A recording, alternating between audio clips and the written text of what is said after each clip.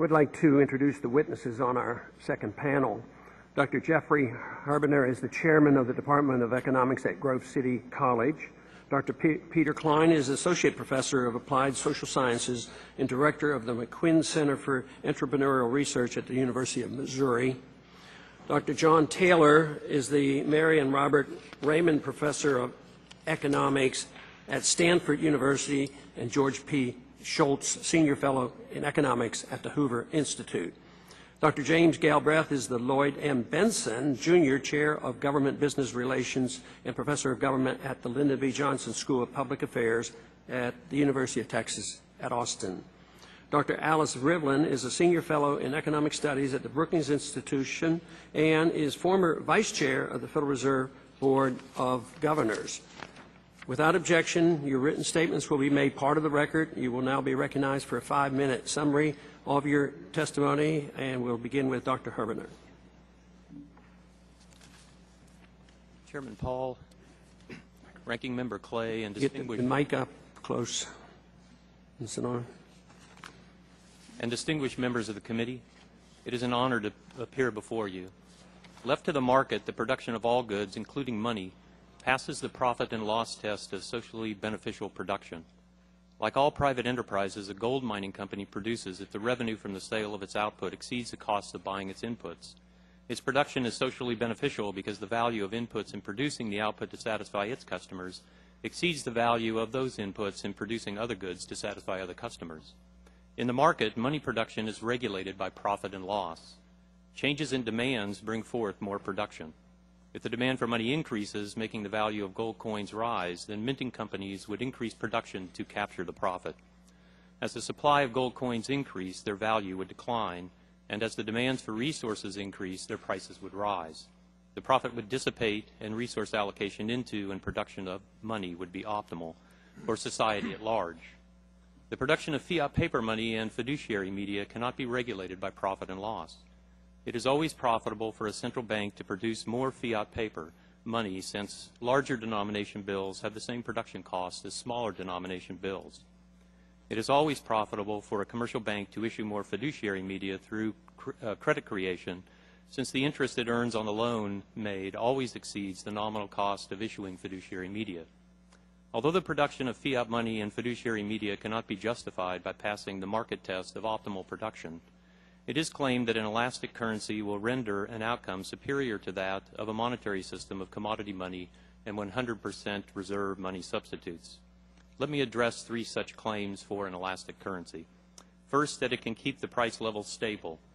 There is no social benefit from a stable price level, however.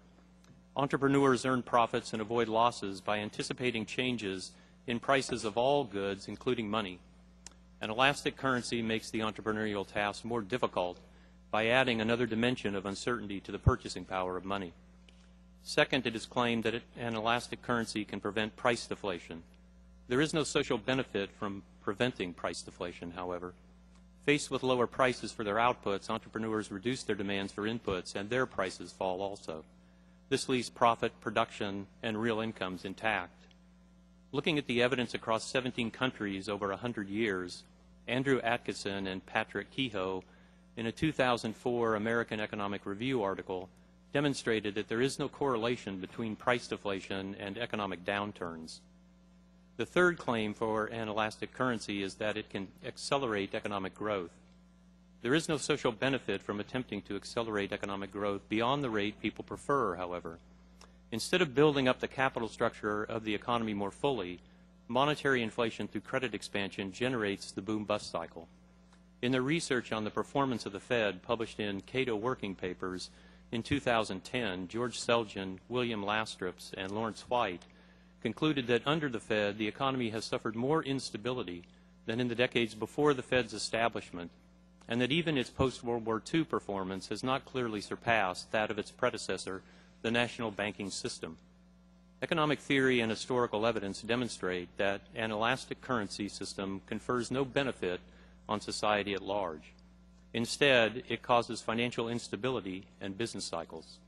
The Fed should be abolished, and a market monetary system of commodity money and money certificates should be established.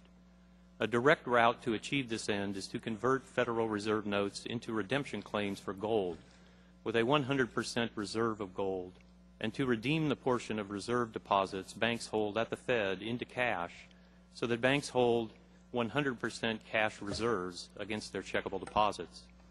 At that point, production of money and money substitutes should be done by private enterprises under the general laws of commerce. Thank you. I thank the gentleman. Recognize Dr. Klein. His 5-minute opening statement.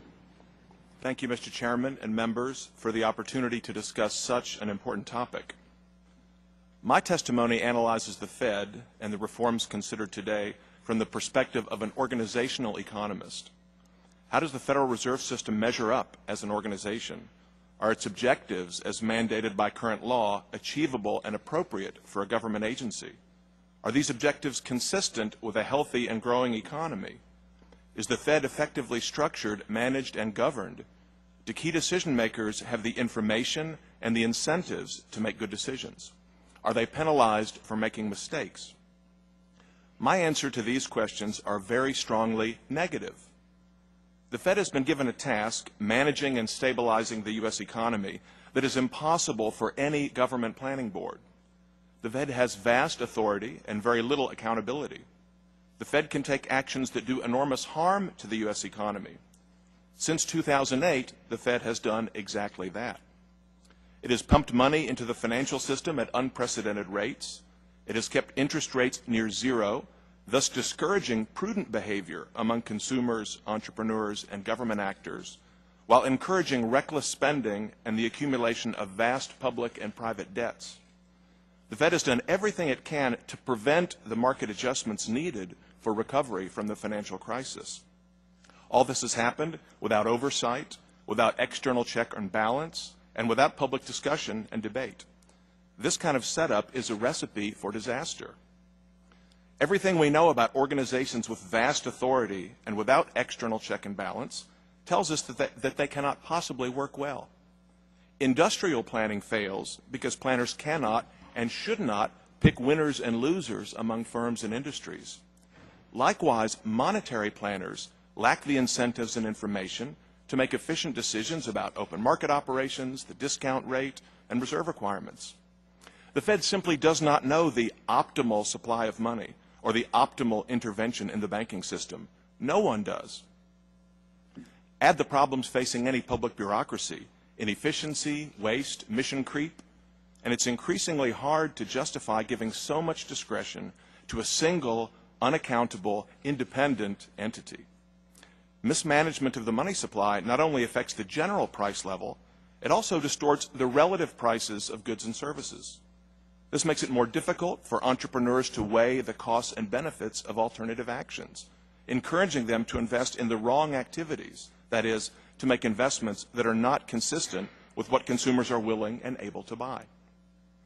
Devaluing the currency and raising prices by injecting liquidity into the financial system rewards debtors while punishing savers, just as artificially low interest rates reward some market participants at the expense of others. Instead of winner picking, we should allow market forces to determine the value of money, the price of loans, the levels of borrowing and saving, and the direction of investment. I do support eliminating the dual mandate, getting the Fed out of the full employment business, but I would drop the price stability requirement also. The belief that we need a central bank to fight inflation is based on a misunderstanding of the nature and causes of inflation. Price levels rise because the central bank has created too much money, not because the economy is somehow overheating, needing the government to cool it off. Central banks don't fight inflation, they create it. Nor do we need a lender of last resort, which protects not mom-and-pop savers and investors, but incompetent bank executives and their financial partners. I agree with Mr. Brady that a discretionary bailout policy encourages moral hazard. But an explicit, transparent, and even-handed lender of last resort policy has the same result. If you know the government stands ready to bail you out, you'll take risks you should not take. Instead, we should allow banks to compete with each other and succeed or fail based on their ability to satisfy their customers. Reforms such as increasing the number of Fed governors, shortening their terms, or changing how they are selected are fine, but do not get at the root of the problem. Instead, we should replace the old-fashioned central bank with a modern, progressive, market-based alternative, such as a commodity standard or competition among currencies. A market-based system would free entrepreneurs from the unpredictable and seemingly arbitrary whims of government planners, unleashing entrepreneurs to invest, innovate, and grow the economy, not only in the long run, but now when we so desperately need it. Thank you. Thank you. I recognize Dr. Taylor. 5 minutes. Thank you, Mr. Chairman, for the opportunity, Ranking Member Clay, and thanks for bringing these important issues for public discussion. In your opening remarks, Mr. Chairman, you mentioned we have nearly 100 years of Federal Reserve history to learn from, and it seems to me the lesson is very clear. Highly discretionary policy leads to problems and poor performance. More systematic, rules-based policy, steady-as-you-go policy leads to far superior performance. In the Great Depression, the Federal Reserve cut the growth of the money supply. Mic is on and close up. I can't quite hear you. Has been on the whole time, but sounds better to me. Okay. In the Great Depression, the Federal Reserve cut the growth rate of the money supply. That raised unemployment to unprecedented levels. In the 1970s, a discretionary go-stop policy led to double-digit unemployment eventually, double-digit inflation, low economic growth, and double-digit interest rates. In the 80s and 90s, a more focused policy, more systematic, more rules-based in my view, led to long expansions, low inflation, declining unemployment, and eventually higher economic growth. And unfortunately, more recently, we've moved back to a more interventionist discretionary policy, much less systematic, and the results have been a major financial crisis, a major recession, and now an abysmally low growth recovery. So you can look at the details, but it seems to me the evidence is pretty clear that we need to improve the degree to which monetary policy is rules-based rather than discretion. I think the legislation to change the dual mandate and focus on price stability, which is in Congressman Brady's bill, also in Congressman Pence's bill, would help in this regard. So many of these interventions have been based on an effort to address unemployment, and the result has been exactly the opposite. They've created these discretionary actions, which has been harmful. So for those who are worried that removing the dual mandate will actually increase unemployment, I think the historical evidence is exactly the opposite. You can look at the 70s, this highly interventionist policy, very little systematic behavior, led to very high unemployment. You looked at the period in the 80s and 90s, was less interventions, less focus, and the chairman of the Federal Reserve at that point, Paul Volcker, explicitly tried to interpret the dual mandate in a way that focused more on price stability. The results were dramatically better unemployment. And then, of course, now you have the Federal Reserve citing the dual mandate more than it has ever had before to justify these interventions. So I think the evidence is clear, and the idea is this unemployment rate is unacceptable. It's way too high. And I think part of the reason for that is monetary policy. Now, I agree, Mr. Chairman, the dual mandate is not the whole answer, so I would also encourage the Congress to require that the Federal Reserve go back to the reporting requirements that were removed in 2000. There were requirements that the Fed had to explicitly report its goals for money growth and credit growth, and those were removed for whatever reason. But things like that could be replaced. A requirement that the Federal Reserve explicitly report its strategy for setting the instruments of policy, whether it's money growth or interest rates, whatever they want to do. It's their job to determine that strategy, of course, not yours. And in fact, if there's an emergency and they want to deviate from it, that's their business. But they need to explain why. They need to come back here and say why we deviated from the strategy which we told you we would follow earlier. So it seems to me these kinds of changes, in addition to the restrictions of the Federal Reserve not purchase vast quantities of private securities, or the idea that we balance the voting responsibility among all the presidents, not just give special voting responsibility to some of the presidents. I think those reforms in Congressman Brady's bill would also help a lot. And in general, it seems to me these kinds of reforms go a long way to having the Congress exercise its responsibility for oversight of an independent agency, and at the same time not get involved in the day-to-day operations micromanaging that agency. Thank you very much, Mr. Chairman. I thank you, and I now recognize Dr. Galbraith for his opening statement. Chairman Paul, Ranking Member Clay, it's an honor to be here, especially given that I am a former member of the staff of this committee and that I served on the team that drafted the Humphrey-Hawkins Full Employment and Balanced Growth Act. I wish to speak mainly today in defense of the dual mandate, the plural mandate, the flexible and practical language of present law. That law was drafted at a time of acute theoretical conflict in economics and on the staff. I was a young full employment liberal. One of our colleagues, James Pierce, former Federal Reserve Research Director, was a mainstream Keynesian at the time. Two other colleagues, Robert Auerbach and Robert Weintraub, were Chicago monetarists trained by Milton Friedman. We compromised on language that gave clear reporting, transparency, and accountability requirements to the Federal Reserve in the presence of ultimate objectives, but that did not impose anyone's theoretical views.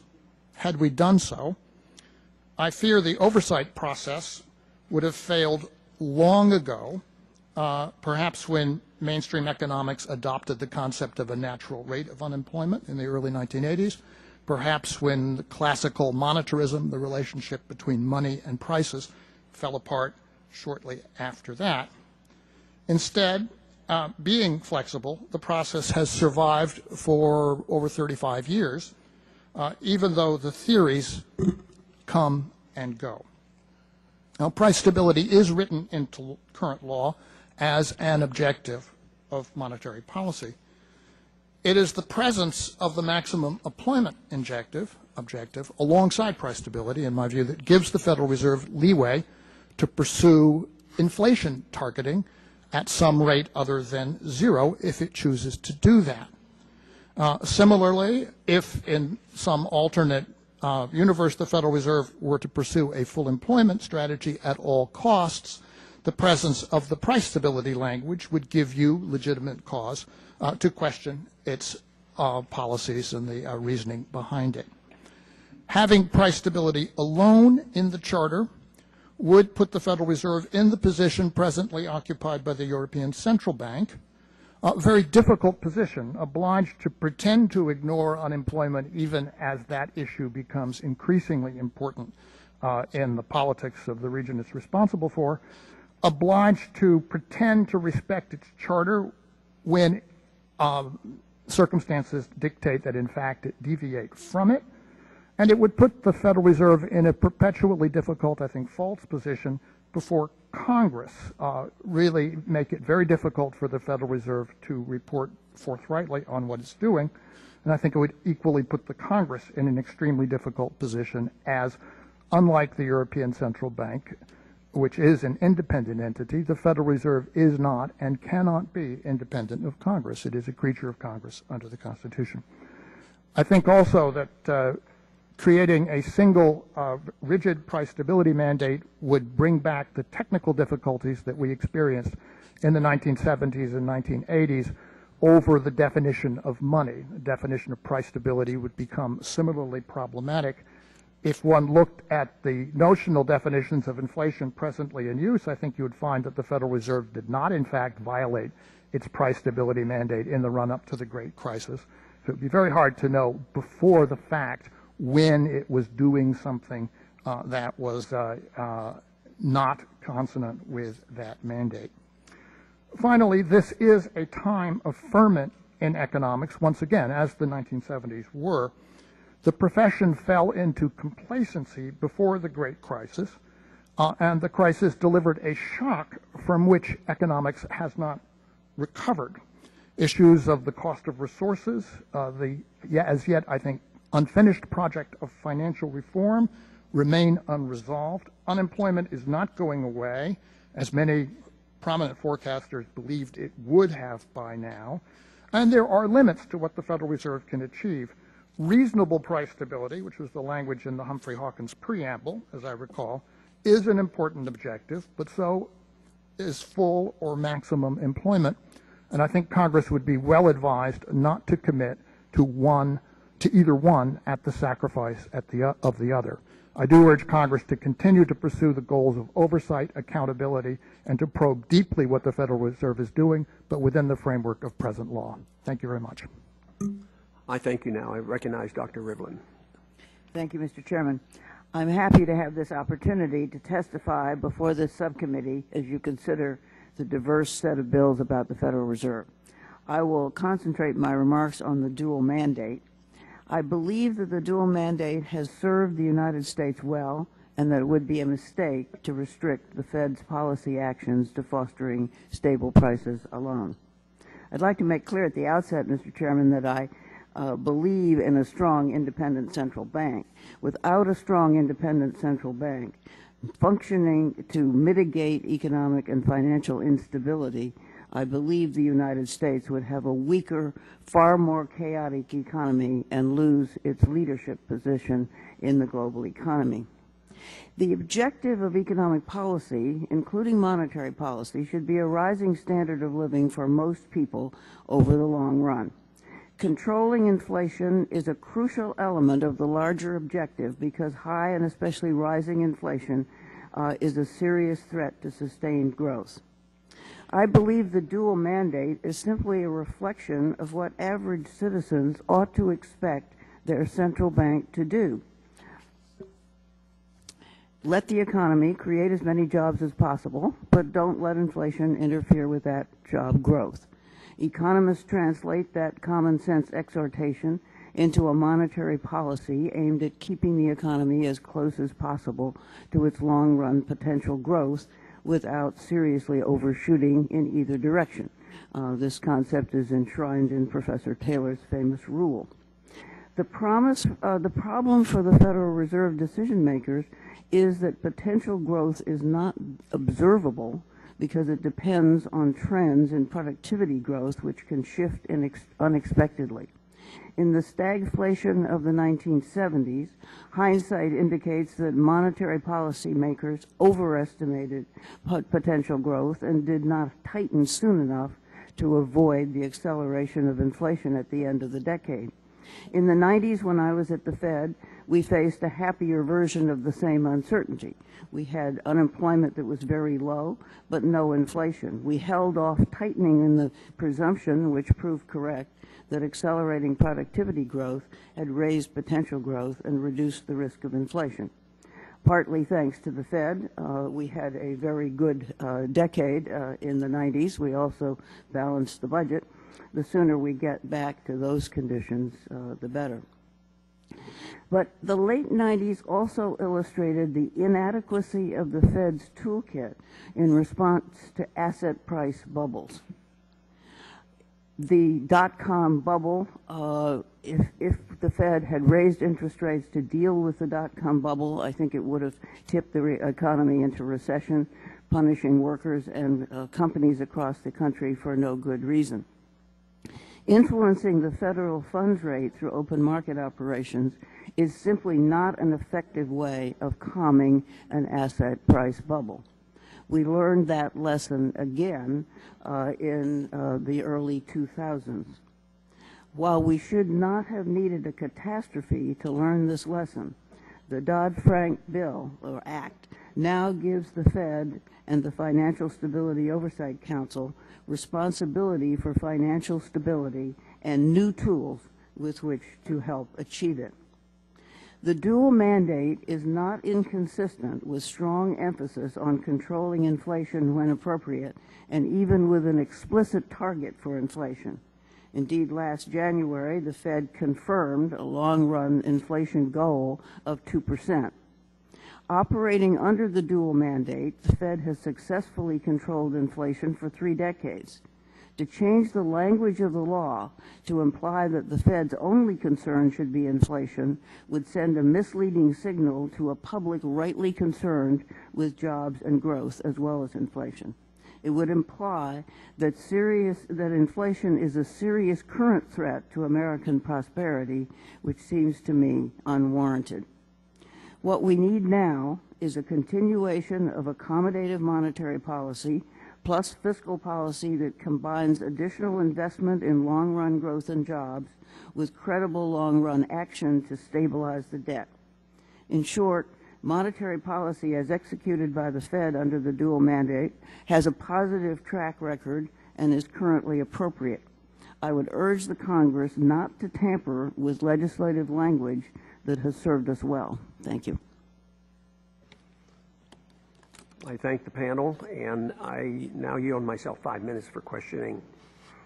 First off, I'd like to address my question to Dr. Harbiner and Dr. Klein. Today, even with our previous panel, plus this panel, we've heard a lot about the dual mandate, and it seems like that's what we've spent most of our time on today. If you could, put that in perspective. How crucial is that? How much difference would it make? I know you have a different opinion about the overall picture in the monetary system, but if we're not on the verge of having a commodity standard and restraint on the authorities, but how crucial do you think this debate is, and how much difference does it make whether there's a single or a dual mandate? Dr. Harbiner? Well, I don't see too much evidence that... Make sure I can hear you. I don't see too much evidence that in the performance of the Fed, the concentration on one wing of the mandate or another has changed their actual performance. So the Fed was in the 1980s concentrating on price stability more than the unemployment mandate, and yet they inflated to the extent of creating the bubble, the stock market bubble of '87 that burst and gave us a recession in 1991. In other eras where they've concentrated more on unemployment, their performance likewise has not been spectacular. It's been somewhat similar, I think.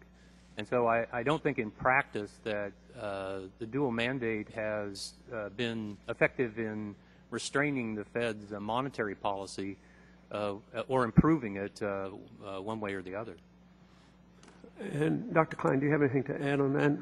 I agree with that. I would add that if you look at the incentives of the central bank always has a stronger incentive to increase, to be accommodative and increase credit rather than to be contractionary. So I would be more concerned about an emphasis on full employment, which sort of encourages the Fed to go in the direction that it wants to go anyway.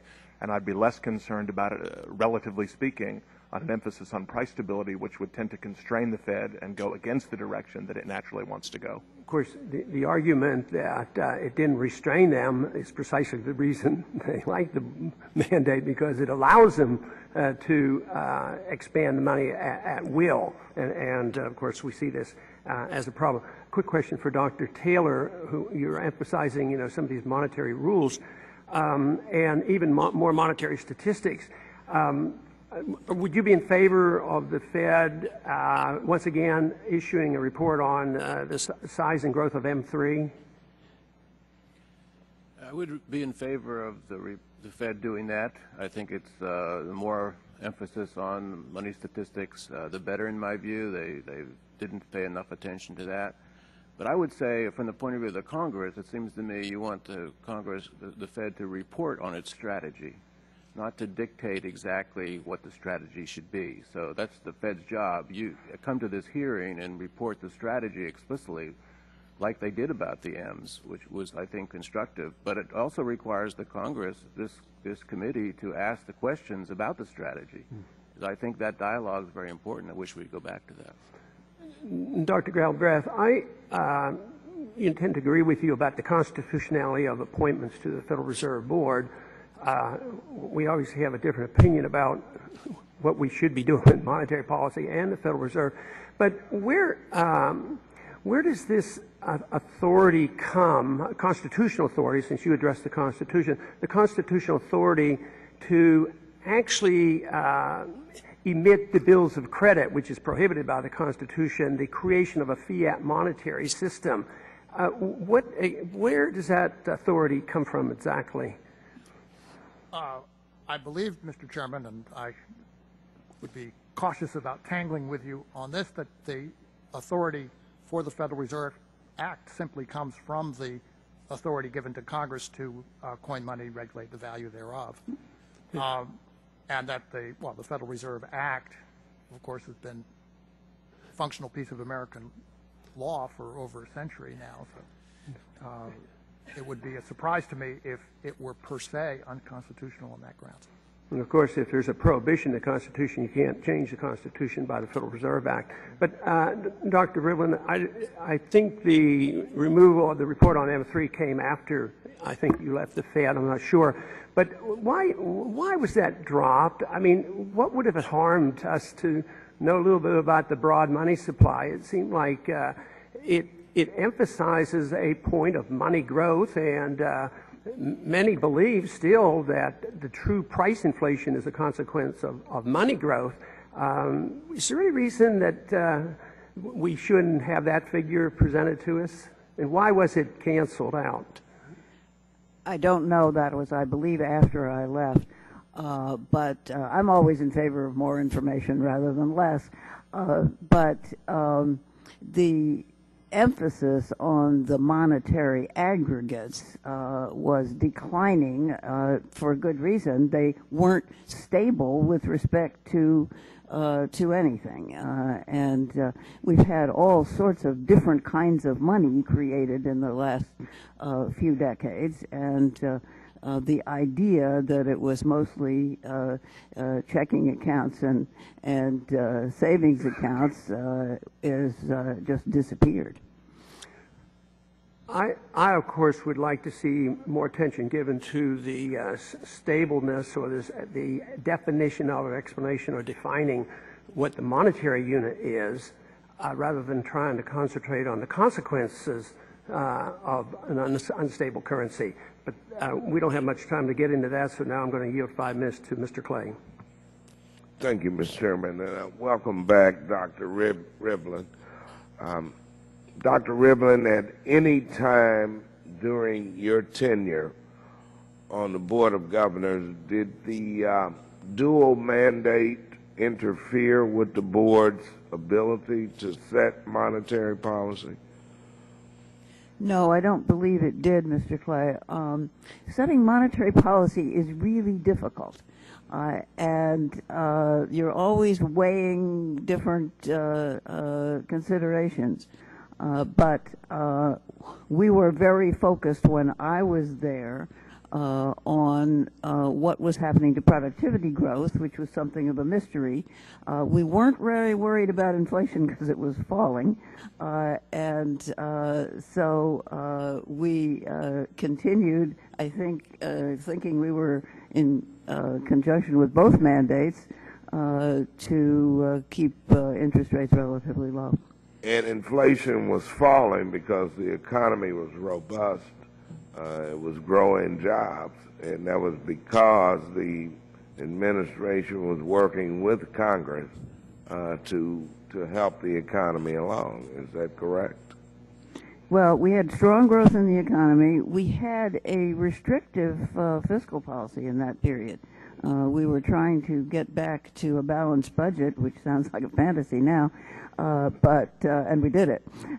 So the Fed's job was easier at that moment because the fiscal policy was quite restrictive. Thank you for that response. And Dr. Galbraith, as a architect of the dual mandate, can you share with this committee the vision and the need that the two legislative authors had for the dual mandate? Back then, Senator Humphrey and Congressman Hawkins. Yes, Congressman, I had please turn on your microphone. I had the privilege of working directly with Congressman Hawkins at that time. Of course, a economic policy mandate was not a new thing for the United States. We had the Employment Act of 1945, which stipulated maximum employment, production, and purchasing power as the goals of United States economic policy for the whole of the government. The Humphrey-Hawkins Full Employment and Balanced Growth Act sought to modernize and to make a little more ambitious and a little clearer the objective, particularly with respect to employment. And it also ended up clarifying what was meant by purchasing power. That's where the reasonable price stability came into the preamble.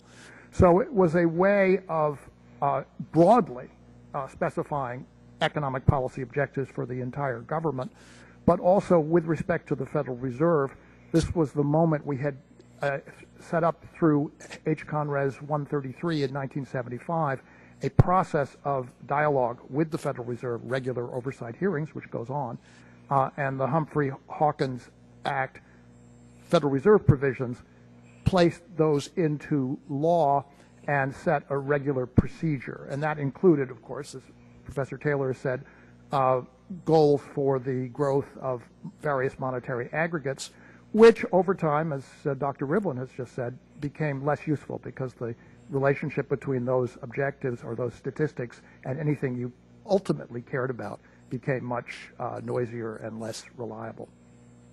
Thank you for that response. Dr. Klein, being from Missouri, my home state, let me ask you about something that Americans are concerned about, and that's the rise in gasoline prices at the pump, especially the working class. What measures could the Federal Reserve take to stabilize the recent rise in gas prices? Any suggestions? Well, the price of gasoline and the price of oil fall a little bit outside the mandate of the monetary authority. So certainly rising energy prices is one manifestation of a monetary policy that is overly accommodative. But on the whole, energy prices, especially for oil, for gas, and so forth, are set primarily in global energy markets over which U.S. policymakers have relatively little control. There are measures about increasing supply and so on that might be within the purview of Congress or the executive branch, but in my view, there's not much that the Federal Reserve System can or should be doing about that. Okay, thanks for your response. I yield back. Okay. I now recognize a gentlelady from New York, Dr. Hayworth. Thank you, Mr. Chairman, and thank you again for holding this hearing and for your leadership on this crucial question. I'd like to ask this question of the panel. Is it fair to say that we probably would not have to debate as vigorously and as urgently as we do, and legitimately so under these circumstances, the role of the Fed, were it not for the fact that the Fed has, as our central bank, had to contend over the decades with an increasingly incontinent federal fisc. To me, it strikes me that, when we talk about the mandates for the Fed and the way in which it operates, and again, thinking about our conversations with Chairman Bernanke, that so much of what the Fed has felt compelled to do, if you will, I realize I'm using a somewhat loose interpretation of that, has been in response to the fact that we have a federal government that fundamentally has continued and at an accelerating rate over the past few years to mismanage, if you will, large segments of the economy. Dr. Klein, perhaps you could start with that, please. I certainly think it's the case that the job that is given to the Fed becomes more difficult under the circumstances that you describe. Yeah. But I'm not sure it's right to think of other branches of the federal government, the Treasury, Congress, and so on, and the Fed as being sort of antagonists competing against each other or playing off each other. Mm-hmm. I mean, one of the major functions performed by, in open market operations is, as has already been discussed earlier this morning, monetizing the debt. So the Fed facilitates government expenditures and government borrowing that otherwise would not be politically feasible if the Fed were not there to monetize the debt. I think the Fed and the rest of the federal government are much more likely to be seen as working hand in hand than opposing each other. Which is actually what I meant, exactly. I mean, the Fed has been the government's enabler to a certain extent, or the federal government's enabler, and that's part of our problem. You know, it's very difficult to use monetary policy to endlessly accommodate what we've taken on. Yes, I agree with that. Okay, thank you, sir. Dr. Herbner? Thank you. Yes, I agree as well. It creates a certain type of moral hazard to be able to appeal directly to a printing press or to some agency that would monetize debts that are issued. You know, I would be profligate as well. Anyone would, Right. Relative to not having that kind of accommodation. Absolutely. Dr. Taylor? Thank you, Dr. Herbner. Yes, I think, you know, if you hold out your shingle, say you're open for business, then people will come. And I think that's basically what has happened. The Federal Reserve has provided what you describe as an alternative to some actions. It bought 77% last fiscal year of the debt issued by the government. That's a big intervention. Right. I think there's a monetary policy is itself part of the problem now, given what it's done. But fiscal policy obviously is a problem, as is regulatory policy. So there's a whole gamut of policies. I think each of those should be addressed separately. Monetary policy can be improved, and so can fiscal policy and regulatory policy. But the idea of working hand in hand, I think, leads to the kind of problems that we've seen already. Right. And that's why I think questions about the mandate are important. And that indeed is why I've myself become a co-sponsor of Representative Pence's bill, because of that moral hazard issue. I'm eager to hear Dr. Galbraith, Dr. Rivlin. I think many of our problems now are due to a disastrous deregulation and desupervision of the financial sector, which led to a catastrophic meltdown of that industry and of the solvency of much of the American middle class, and that the consequences, the effects that we see in the federal budget are largely a consequence, not a cause of that phenomenon. So tax revenues fall, unemployment insurance payments go up, other kinds of stabilizing payments go up. We are much better off, actually, for having a large federal government, federal budget that can stabilize the economy in this situation than we would be if we didn't have it. We didn't have it in the 1930s, and our output fell by about a third. The overall decline was much less this time around, and that was because incomes were substantially stabilized by the fiscal actions of the government. Wow, we've got a lot of food for thought there, Dr. Galbraith. That you've defined the crux of the contrast between the two sides of this dais. And I realize we've run out of time. Thank you, Chairman, very much. I yield back. Thank you.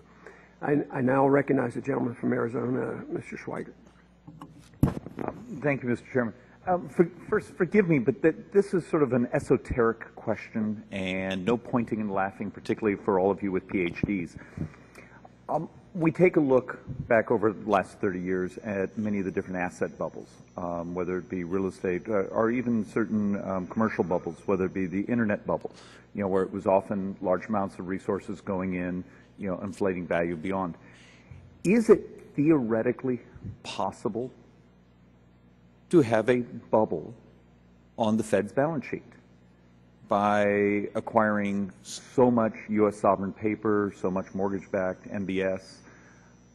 At some point, does it create a type of distortion in the market, either by creating dramatically artificially low interest rates over here, and at some point that's a bond bubble, it's a cascade effect, or actually on their own holdings itself?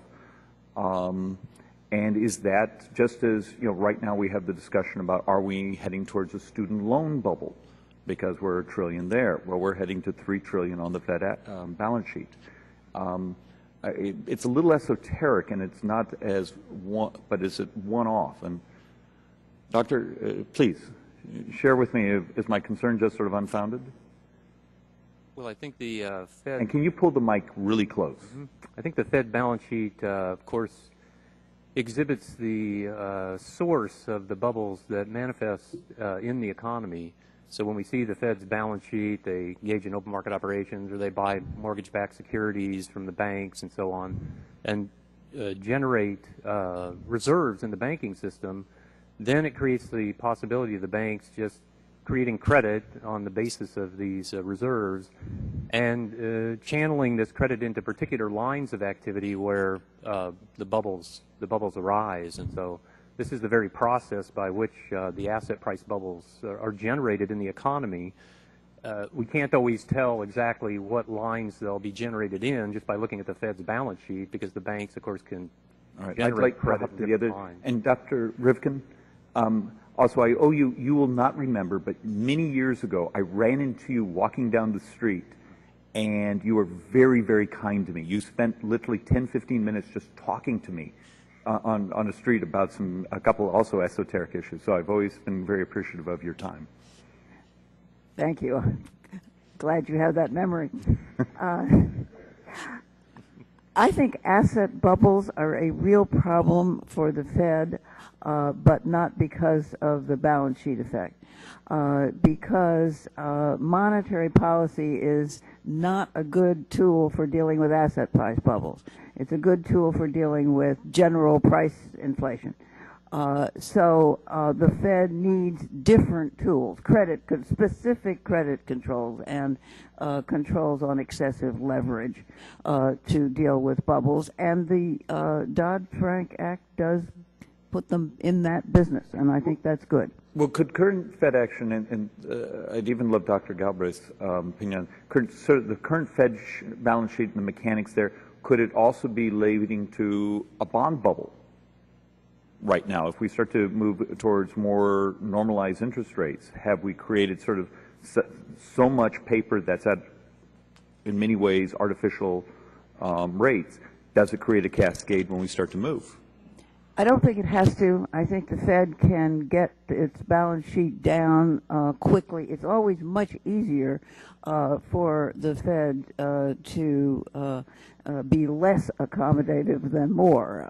And I'm not worried about this astonishing balance sheet. It's very big.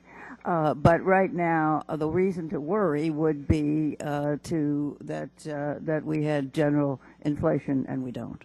Dr. Galbraith. I think it would be very hard for the Federal... Can you, you may have to hit your mic. I think it would be very hard for the Federal Reserve to raise interest rates rapidly, and I don't think it's likely to do so. Is there a situation, and one way to interpret your question is to ask whether there's a situation in which the markets might sell off U.S. bonds rapidly without that being controllable by monetary policy action. I think that's also unlikely under present conditions.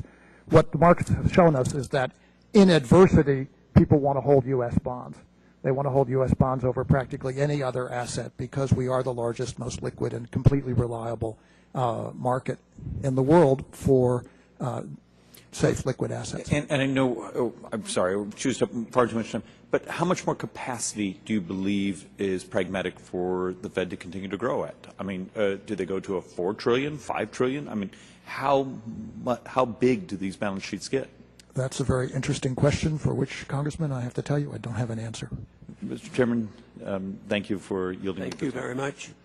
We're going to have a brief second round, if you're able to stay. But I have a question for Dr. Rivlin and also for Dr. Klein. I don't want to get in so much on the cause, but I'm trying to get an assessment on how serious you think the world financial crisis is. A lot of us, put a lot of blame on monetary policy and the Federal Reserve and the dollar reserve standard and excessive debt and these issues. We're not going to resolve that today. Who's to blame? But do you consider the world financial situation to be a mess, or just something that will be taken care of soon and there's not that much to worry about? I'm very worried about Europe. I think the austerity policies are the wrong policies at the moment, but they'll make the situation worse, and that could be bad for us. The long-run debt situation in Europe is serious, but at the moment I would focus attention on their getting out of the recession. For us, I think we've got to get out of this recession too, but we've got to get our long-run debt under control. I think we can, but we haven't. Right. Could you follow up, Dr. Klein? Give me your assessment. Oh, I think it's a huge crisis, both in Europe and in the U.S., with tremendous consequences. Not only the crisis itself, but in my view, the response to the crisis by the monetary authority, the hugely accommodative policy, the zero interest rates and so on, have taken a bad situation and sown the seeds for making that situation much, much worse. Of course, we haven't seen substantial rises in the overall price level since 2008. But if you look at the amount of money that has been pumped into the system, increase in bank reserves and so on, there's simply no theoretical model of which I'm aware, no empirical study that I can cite in which those kinds of actions do not have very serious long-run consequences on price inflation. So I think we haven't seen the worst of the results that current policy is bringing about. Thank you, and I yield to Mr. Clay. Thank you, Mr. Chairman. I would like to start with a panel-wide question. Perhaps you can briefly try to answer it. Starting with Dr. Herbener, do you think the Federal Reserve's monetary policy execution would be more effective if it set explicit inflation targets and were held accountable to those targets? Not really. I think when the Fed engages in any kind of expansionary monetary policy, they always generate the same ill effect in the economy. They always generate some kind of credit expansion, which leads to a pattern of malinvestments, even when they keep overall price levels stable. They generate asset price inflation within the general price level. And these lines of malinvestment, it's the sort of thing that we saw in the 1920s, very similarly also in the 1980s. So even if there were stable price level targets that the Fed could hit, they would still generate the same kind of financial instability and patterns of malinvestments and then the necessary liquidation that we see in the bust. How about Dr. Klein, your opinion? Yes, sir. I think posing the problem as a trade-off between, say, inflation targeting as opposed to targeting nominal income is sort of a false dichotomy.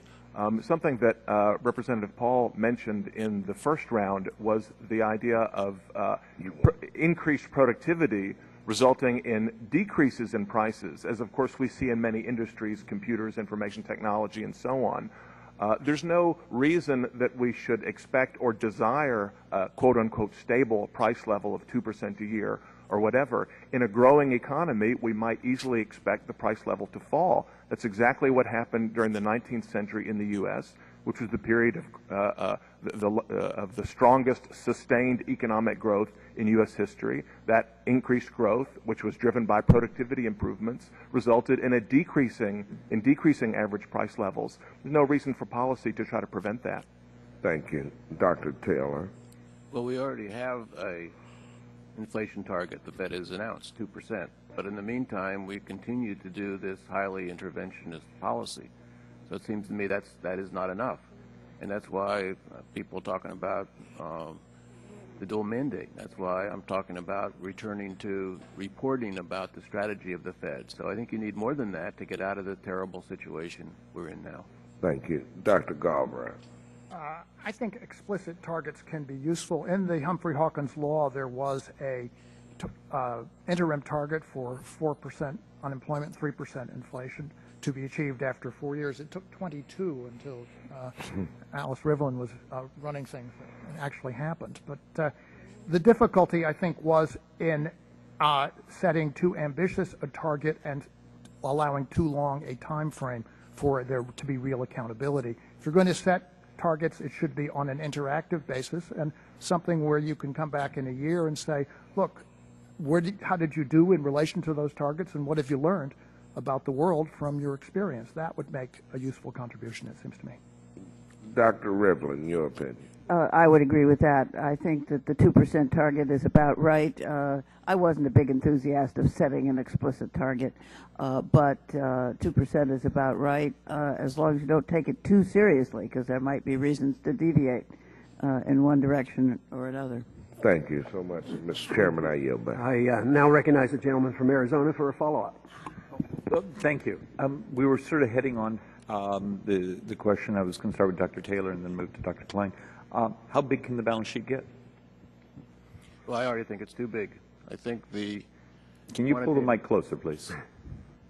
I think the quantitative easings, QE1 and QE2, are not appropriate, and that's why the balance sheet is as big as it is. If we had just done the interventions during the panic period, the balance sheet would already be back to normal. And I don't see any evidence that those have been helpful. I've done research on QE1, and I think that's already too big. I do worry about the size of it already because it has to be pulled out or there will be a bubble. In fact, right now we're already running the risk of a bubble because of the commitment to hold rates so low for so long. I think when you talk about bubbles and we talk about the Fed's efforts to stop bubbles, I think the problem really is the Fed causing bubbles rather than the responsibility to deal with them. So that I see that concern in the housing bubble. I see some other bubbles in the past. And when you think about bubbles, let's not forget the fact that the Fed itself can, and in fact has in the past, caused bubbles, and it may be doing that again right now. Dr. Klein. Yes, I agree strongly with what Dr. Taylor has said about the Fed being the cause of bubbles and the idea that the Fed needs additional tools to be able to pop bubbles when they emerge is taking the wrong view of the nature and sources of those bubbles. But as to your question about the balance sheet, I agree with Dr. Taylor, but would add that it isn't just the overall size of the balance sheet that matters, it's the composition of the balance sheet. And my concern as a microeconomist in looking at quantitative easing and other interventions by the Fed is not so much their effect on the Fed's overall balance sheet, but the effect on particular firms and industries, the winner picking, preventing restructurings that are needed to get the economy back on the right track is just as important as looking at the overall size of the balance sheet. Okay. Dr. Galbraith, and then we're going to bounce back. Do you have a comment on, first, how big the balance sheets can get, and does the mix or the size create both a distortive effect on the allocation of capital? As I said earlier, I don't have a clear view on how big the balance sheet might get. I do think that as one looks at the composition of the balance sheet, what's in the portfolio, one has to evaluate the quality of the assets. And that is a process which has ramifications for the financial structure going forward. And there comes a point when you do need to address those questions. Okay. Dr. Henry. I would just add one thing. I think most of us would agree that the real problem is how exactly is the Fed going to unwind the balance sheet?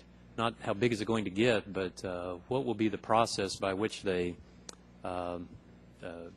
take these assets off of their books, and what will the repercussions be in markets when they begin this process seriously of unwinding things? Well, there goes my bond bubble concern, but that's, what do I know? Dr. Rifkin, you've also been outspoken both on fiscal policy, and that's always been appreciated to have other voices out there saying we have some great difficulties. Has the fact that the Fed has been able to grow its balance sheets to such extraordinary levels, in many ways, has that been a way to help Congress avoid fiscal policy? I don't think so. I think the Congress has not wanted to face up to the hard choices, and The Fed's buying bonds is a small part of the whole world buying bonds, as Dr. Galbraith said. Counter to reality, the world believes that we're a very safe investment. But in U.S. sovereign debt issues over the last 24 months, hasn't the Fed represented close to half? I don't know exactly what the figure is, yeah. but right now we can't have a rapid reduction in our national borrowing because it would derail the recovery. So I don't think the Fed has much of a choice. I would be cautious about increasing the balance sheet much further. I don't think there's an answer to your very good question about how big can it get. But right now, I think we need a double kind of fiscal policy. It shouldn't be too severe in the short run, but we've got to get the long run debt under control. Okay. Mr. Chairman, thank you so much. I recognize Mr. Green from Texas. Thank you, Mr. Chairman. I thank you and the ranking member for calling us to this hearing today, and I thank the witnesses for being in attendance. Mr. Chairman, I also want to thank you because I'm one of the members who signed a letter requesting such a hearing, and I thank you for honoring the request. To the witnesses, let's start with something very basic. The bills that we have range from tweaking to the abolishing of the Fed, and I'm curious as to how many of you are of the opinion that we should totally eliminate the Fed. Is there anyone who thinks that it should be abolished? 1, 2 persons think that we should simply abolish the Fed. And if you could, just give me a quick, if you can, summary of why you think the Fed should be abolished, and then I'd like to hear from your colleagues as to why you think we should maintain it, just quickly, because obviously time is of the essence. And I'll start with you, Mr. Is it Hubner? Herbiner. Yeah. All right, sir. The Fed should be abolished because the conduct of monetary policy under the Fed can bring no benefit to society at large. As I mentioned, so in your opinion, the Fed will make bad decisions every time. There will be no good decisions made. It just can't have the positive impact on the economy. I would say that there is no other instance where the government has completely monopolized the production of something on the market. All right, I'm going to have to accept that as your answer and move to the next person. Mr. Klein. Yes, I mean, we can talk about the Federal Reserve System per se as an example of a central bank, or the institution of central banking more generally. And in my written testimony, I give some reasons why the institution of central banking is not only unneeded, but is also harmful to a market economy. So in your opinion, there should not be a central bank in the United States of America? Yes, sir. We don't have a central automobile manufacturer or a central dairy or a central computer company. How do you juxtapose that with the central banks around the world, where major countries in the world all have central banks?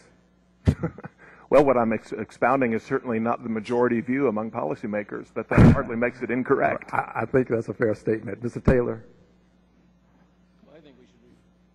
I think we should reform the Fed. I think the evidence, especially in the last few years, is that the policy is not working. I look back in history and I see the 80s and 90s, a part of the time where Alice Roven was on the Fed, and things worked pretty well. They had wasn't intervening like it's doing now. It had a more steady-as-you-go policy. It had a lot of focus on the overall stance of policy, and it worked. And so I think we need to get back to that. I call it a rules-based policy, and that's more systematic policy. And I think some of the reforms we're discussing today will help us get back to that.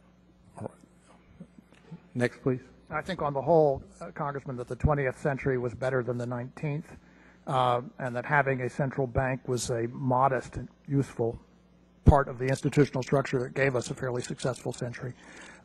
I'm very cautious about taking radical institutional steps when there is very little going on in the world that would give us confidence that they would be stabilizing rather than destabilizing. All right, Doctor. I feel strongly that we need a strong and independent central bank. I think the evidence of the 19th century is not as encouraging as some would think.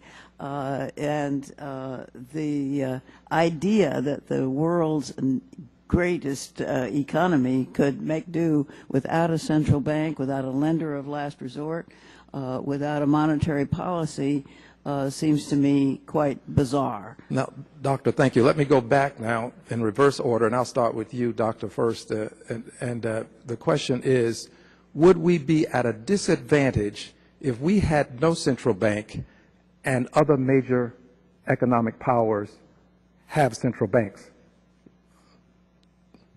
I think we would be, and I think we'd lose our preeminence as a great Would it economic impact nation. currency supremacy? The dollar, as you know, is a fairly well accepted currency around the world. Would it have an impact on the dollar? Yes, I think it would. Okay, let me go to the next person, please. Yes, I think it clearly would have an impact. It would make the dollar dollar bond, U.S. Treasury bonds much riskier. Mr. Taylor, and then I'm going to go quickly because my time is about I up. don't recommend abolishing the Fed. I recommend reforming the Fed. Okay. Would we be at a disadvantage, sir, if we had, Mr. Klein, if we had no central bank and other countries did? Of course, it depends exactly how such a reform would be implemented. But look, right now, people are fleeing from the dollar and heading towards hard assets like precious metals. Sir? If the dollar was backed by gold, I don't see how that could harm our... So you would back the dollar with gold? Yes, sir. All right. Thank you, Mr. Chairman. Thank you. I now recognize the gentlelady from New York. I'm sorry. Thank you, Mr. Chairman. I have a thought for us as we conclude, and I thank you so much for your insights, each of you. It strikes me that the size of the Fed's balance sheet is going to be largely determined, given the structure of our representative democracy, by the will of the American people to take in hand what we have created for ourselves at this juncture in our history. Is there any sense that really it's going to take a lot of political will, if you will, to get our fisc in order for us really to, unless there's some significant change in the role of the Fed or the structure of the Fed, I think so much of it's going to lie in how we manage our federal budget going forward. Panel Scott, Dr. Rivlin, since I missed you last time. I strongly agree with that. I served on the Simpson-Bowles Commission and the Domenici-Rivlin Commission, and there have been other groups that have all come to the conclusion that we really need to get our fiscal house in order so that the debt is not rising faster than our economy can grow, and that's going to take hard decisions, and we got to do it. Thank you, Dr. Rivlin. Thank you for your service. It is much appreciated. Dr. Klein, since I'll flip back around the way. Of course, I agree. This is a tremendous political challenge. Whether it takes a major crisis to call forth the political will to make the necessary changes, I don't know. But I would hope that this body and others would be able to push things in the right direction without waiting for the bottom to fall out. Right. Now, Dr. Hübner, do you think what we're viewing in Europe we should take as a portent of things to come if we don't do something? Well, I think our situation is perhaps even more precarious than theirs, given what the Fed has done in the wake of the crisis to bail out the banking system. So, again, it's going to take strong action against some of the political interests that exist here to turn things around before, as Dr. Klein said, there is a crisis and then we have to do something. Right. Dr. Taylor, your thoughts? Well, fiscal policy is certainly a mess right now, and it's got to be fixed, or we'll be like Europe. But please don't forget about monetary policy. It tends to be arcane. It tends to be people tune out. It's difficult, but it is essential right now to get right. I don't want to see a future where quantitative easing becomes the new monetary policy. When the economy slows down, we do gigantic quantitative easings. We don't even know their effect. We don't even know how large it should be. It is very dangerous, and I think it will take some oversight exercised by Congress to prevent that in the future. In view of what you said, Dr. Taylor, regarding the Fed's purchase of treasuries and the proportion of treasuries that have gone to the Fed, isn't there a certain crowding out effect that we might also be witnessing? Eventually, of course, but in the meantime, actually the figure is 77%. Yes. The amount of debt increase in fiscal year 2011, 77% of that was the Fed. And that's a gigantic amount. And so crowding out, I believe there is crowding out about that. Even though the economy is weak, yes, crowding out can occur in a weak economy. It feels as though that our federal budget concerns and the federal investments are crowding out the private market. Crowding out occurs because of the deficits and the borrowing. Right. And even in a weak economy, I believe it occurs. But as the economy picks up, it'll be even more of a concern. Right. And we're also artificially, if you will, in a sense, because of what the Fed is endeavoring to do, we're artificially making the picture for treasuries look perhaps a bit rosier than it would be if we had a real marketplace for them. Right. Actually, the way I think about what the Fed is doing now with respect to oversized balance sheet and effectively dictating what the short-term interest rate will be, it doesn't set it in the market. It dictates by telling what the reserve interest rates will be on reserves. So it's effectively as the Fed has replaced the entire money market with itself. Right. And I tell you, we just don't know all the implications of that. Nobody at this panel knows the implications of that. So the sooner we get back to normal, where the supply and demand for money is determining that interest rate, and the interest rate set according to reasonable methodology and reported to the Congress, the strategy for doing that, the better off we'll be. It's not merely a central bank, it becomes an Uber bank in a sense. Yeah. Oh, thank you. Thank you all, and thank you again, Chairman. Thank you very much. I want to thank the panel today for your time and your testimony. I found the hearings very fascinating because even though we might not agree on the cause and exactly what we have to do, it seems like there was a general consensus that we do have a problem and we have to deal with it. It's not just the United States, it's worldwide. And my guess is that someday we will seriously not only look at the management of a central bank or whether or not we really need a central bank, but ultimately, I think what we'll have to do is talk about the nature of money, the definition of money, because it's pretty hard to manage something you can't even define. But once again, thank you very much for coming today. Amy, good to see you. Yeah.